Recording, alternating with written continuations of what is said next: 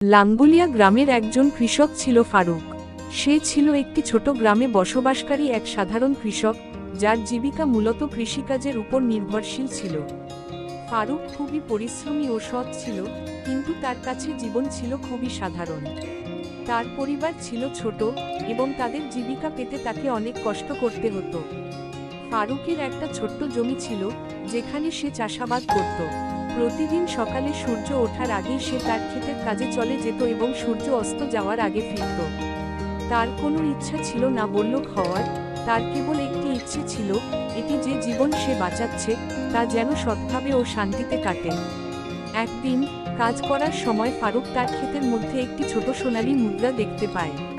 প্রথমে সে চিন্তা করল, এটা কোথা থেকে এসেছে, কিভাবে এটা এখানে এল।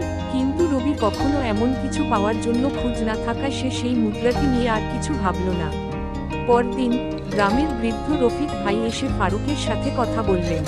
রফিক ভাই জানতেন যে ফারুক সাধারণ এক কৃষক, কিন্তু তার অন্তরে এক অমূল্য ধন ছিল, সততা ও পরিশ্রম। রফিক ভাই ফারুককে বললেন, তুমি যে মুদ্রাটি পেয়েছ তা তোমার জীবনের একটি পরীক্ষা হতে পারে।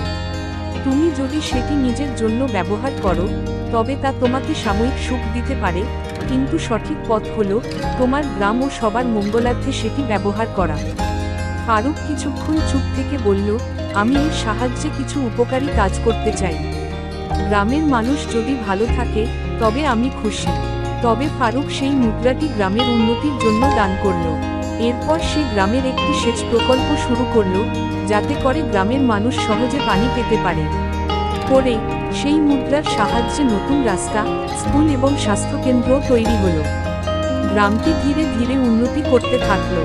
ফারুকের জীবন অবশ্যই বদলালো না, কিন্তু তার মধ্যে একটা শান্তি চলে এল। সে জানত যে তার কাজ ও উদারতা সবকিছুর চেয়ে বড়।